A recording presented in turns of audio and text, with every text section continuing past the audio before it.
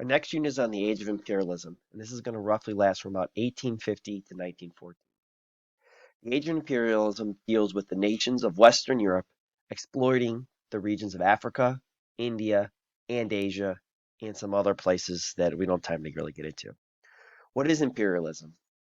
Imperialism is the political, economic, and social domination of one country by another. In our case, we'll be talking about countries from mostly Western Europe, your examples being France, Britain, Germany, and the United States, going into these other areas and not only taking over other countries' politics, but also their economics. And we'll see and we'll talk about and discuss how even social policies of the Western nations were used to exploit the natives of the different regions. In For each of these nations, there were several requirements in order for them to become these great imperial powers. The first was in order to be able to have a strong navy to acquire and then defend these areas. You cannot walk from Germany to Africa. You cannot walk from France to India. You cannot walk from Britain to Asia, at least not easily.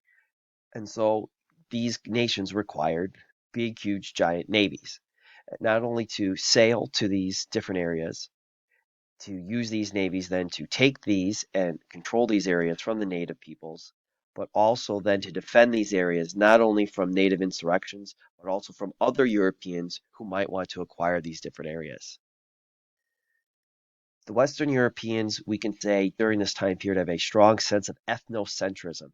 This is an idea of cultural egotism, the idea that your culture, your way of life, your way of looking at the world is better, if not superior, than not only other Western Europeans, but also the native people themselves. And so you want to bring your culture to these different areas to help spread that for everyone to see. We see a desire amongst these Western Europeans to Christianize and civilize these different areas. This is a kind of piggybacking on what we talked about during the Age of Exploration of people trying to go and uh, make these areas Christian, right? For that to help spread Christianity, particularly when they're discovering a lot of these people with their own native religions that don't mesh up with what they're talking about. We see an even greater desire for glory during this time period. Um, Remember, after the fall of Napoleon, there was relatively peace in Europe for the duration of the next 100 years. And so you have a lot of younger sons of Europe hearing about the stories of their fathers and their grandfathers fighting against Napoleon or in these small regional conflicts. And so they are looking to go make a name for themselves, right? To go and win some glory for themselves. And if there's nothing to fight for in Europe, well, then they can go all around the world looking for this.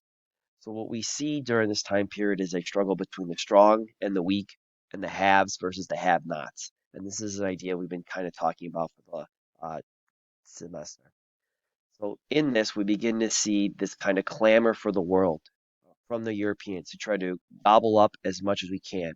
With the cartoon on the left, we see England personified as that's right, an octopus, right, going in and taking all these places all around the world, having its hand in these pockets. On the right, we see the United States, personified as Uncle Sam, right, going against the Russian menace, right, in the east there, portrayed in this cartoon, trying to gobble up the territories in the Pacific.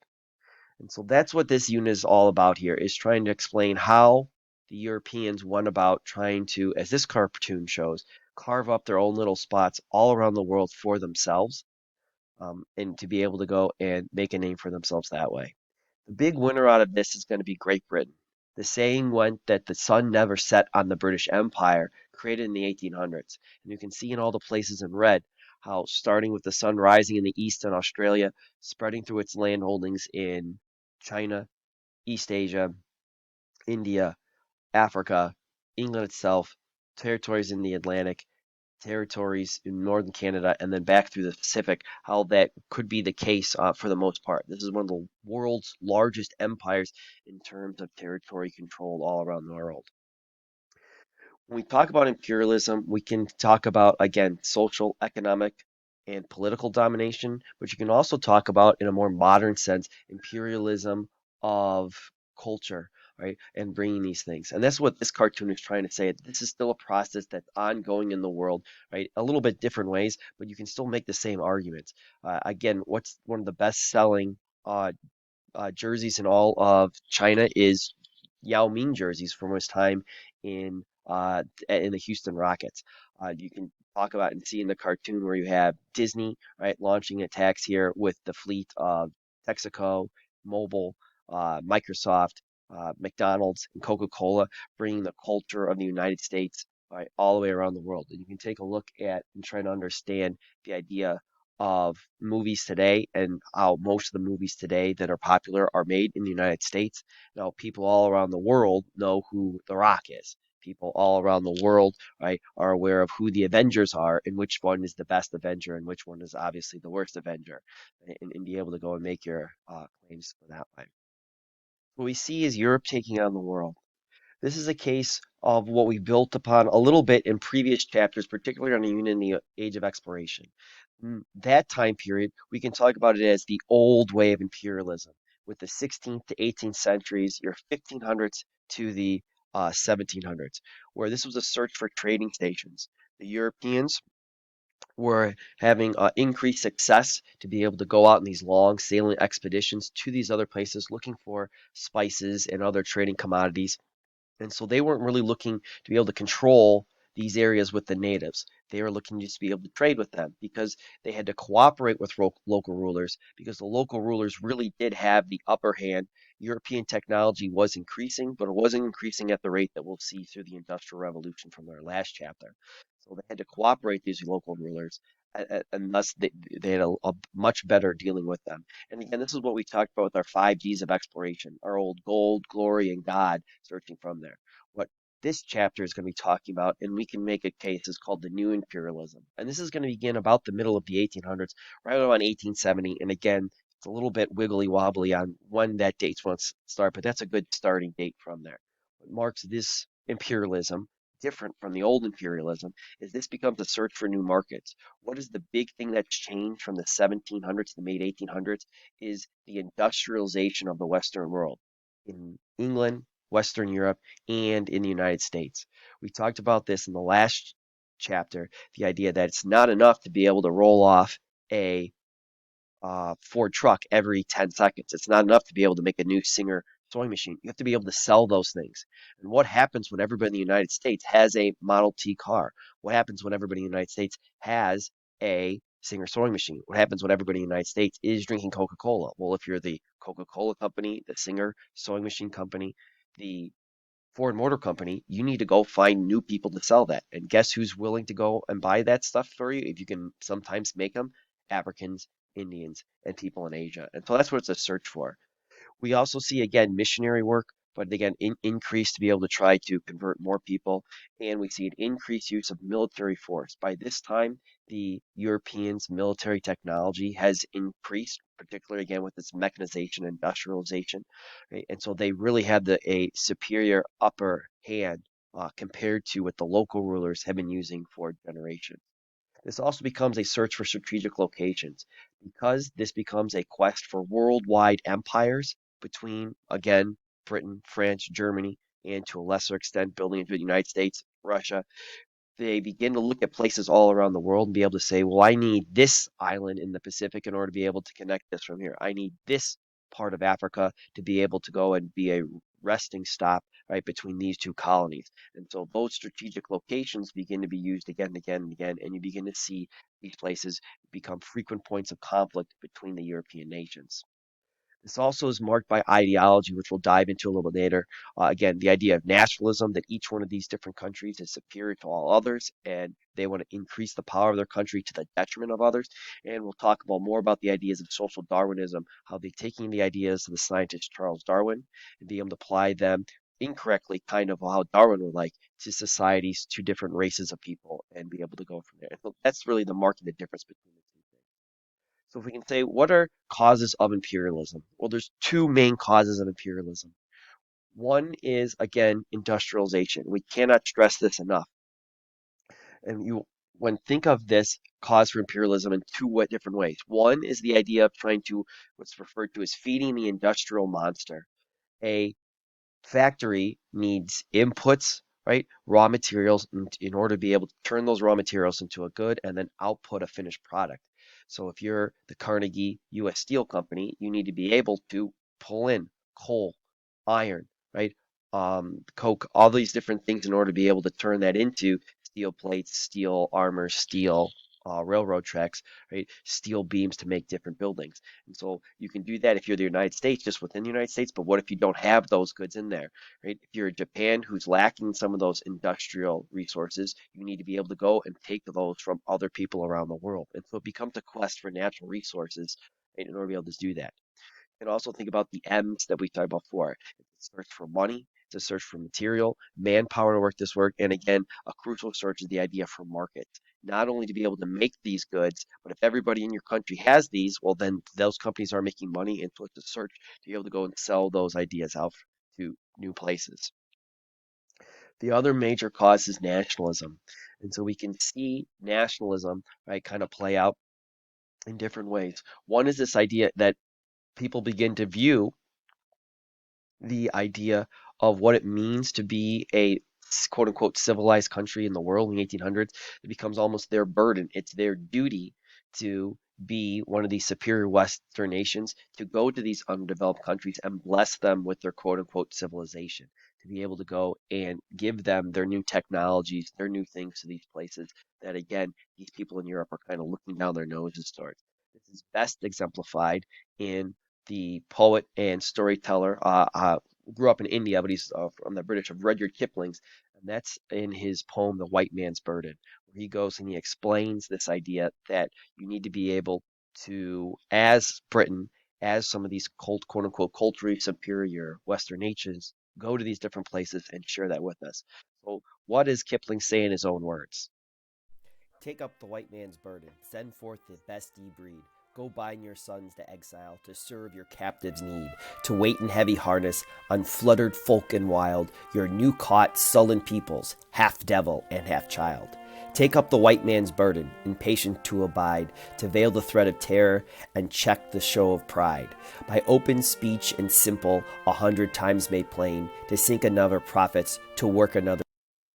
So that's their poem. We'll read more about that in one of your homework assignments. So this is the idea that's trying to put forth, and we'll see a lot of cartoons in this chapter because it's really the best way in order to be able to understand how the people are doing it in an easy to understand visual way. Here we can see this idea of the white man's burden shown here, and this idea of civilization portrayed as, again, a lady in all white, blonde hair, waving the flag of civilization, and leading with her, right, the British soldiers in the red coat with their guns, right, in order to pave the way for the train conductors, the farmers, right, against the forces of barbarism here, right? You can notice the bare feet, right, the bare chest, right, the arrows, the spears, right, the few guns, right, as again it's marching towards that going. In this cartoon, again, this is again, it's the idea of the white man's burden. We see here John Bull, right, the personification of England. We see Uncle Sam, again, the idea of the United States. And what are they doing? They're bringing these countries out of what's here in the bottom of this mountain: superstition, brutality, vice, ignorance, oppression, barbarism, and they're bringing them up the mountain of civilization. And as you can see, that Uncle Sam is tired, right? This is hard work for them to do, but again, it's their duty, it's their burden. They've been to the mountaintop. It's their job to come back and bring them up there. And that's the kind of idea that they're trying to flow through. So this is the idea that again, it becomes their ideas to go and bring all of them on there. And again, you can see they're doing this though on the backs of, in this cartoon, literally the peoples of these different places, all right, as the United States, England, Germany, France, right, doing in this cartoon is portrayed there. So again, we can see this in different ways and we talk about in different stuff. But again, here Uncle Sam, right, again, trying to show it's the duty to be able to go to some of the United States' imperialist claims in the Philippines, Hawaii, Puerto Rico, Cuba, in order to be able to go and teach them, like the good states, as you can hear clearly portrayed as a lot of white children, California, Texas, to turn them into this. And again, there's a lot of other U.S. history stuff you can get into there in that cartoon, but that's just trying to go and show there. So on the back of your study guides, we can get into this flow chart of what is the big driver of imperialism, what makes imperialism go, and so you can take this and turn this into a pretty easy 5 paragraph essay if you wanted. What are some of the reasons for imperialism? Well, imperialism is the central cause. Oops, wrong one. It's going to go into the next one. Three major ideas here. One, social Darwinism is going to be a big driver of imperialism, nationalism, and the Industrial Revolution. So out of that, in terms of social Darwinism, it's the belief in not only racial superiority, that taking a look at the incorrect views of humanity through different races and saying that this race is quote unquote better than this race, and bringing that superiority and bringing it on there, also leads to a cultural superiority that this kind of Western European, uh, white, kind of Western civilization's culture is superior to then these other ones, right? And that's a big driver to go and spread those different ideas. We see a major spreading of also religious ideas, of trying to again Christianize, and then with Christianity in views of a lot of the Western nations, bring this idea of civilization with it. Again, social Darwinism takes Darwin's idea of survival of the fittest, and kind of tries to explain that to humans, which is not really what the scientist Darwin is trying to do in the first place. In terms of nationalism, it's all about the idea of trying to build an empire, not only within Europe, but around the entire world. So this becomes a quest for power for those different nations, and again, to be able to show off how powerful you are to the various other nations as well.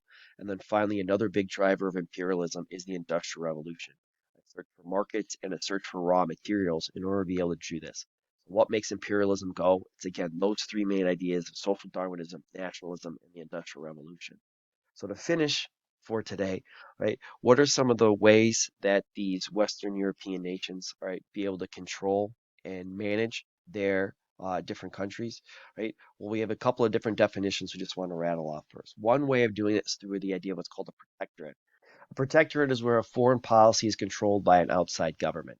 So the native government is able to do whatever they want inside their country domestically. However, if they want to interact with or go to war with or have problems with another country, either that has to be approved by the foreign colonial power or the foreign colonial power decides it for them themselves. The next definition is a colony. Colony is where a domestic and foreign policy is controlled by an outsider. And again, the best example of this is for your guys is to remember it's just the 13 colonies set up by Great Britain that will eventually become the United States. Again, Pennsylvania couldn't do anything it wanted to do either inside Pennsylvania or with another country without first having Great Britain, right, decide for it. Condominium is a way of doing what's called dual rule to try to avoid any sort of conflict from there. The best example of this is Great Britain within India, where uh, Britain and India are both kind of ruling the country, kind of on a quote unquote equal level. But again, it gets a little bit complicated. We'll dive deeper into that. But again, we're technically the native leader and the foreign leader are ruling at the same time. Paternalism is another major idea that's going to come up in this chapter. Paternalism is the idea of like a parent providing for a child. Because of the biases, both cultural, racial, religious, that the Western European nations are going to be bringing to these areas. They're going to feel that they are so quote unquote superior and quote unquote better than these other people that these natives are like children, right? And they have to provide, like a parent does, for them of governance, of technology, of industrialization, of hygiene, and other things to kind of bring them out again of this ideas of quote unquote barbarism and other stuff from there. Finally, and we'll see this a lot as we move in there, you can think of, again, the United States, what they're doing to their native population, Native Americans during this time period. It's called assimilation.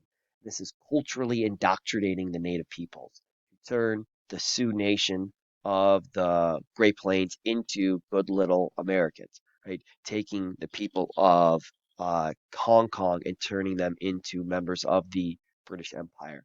So again, trying to go and do that to all those different people. And those are just some of the ideas that we'll be talking about and we'll be running through the next couple of lectures.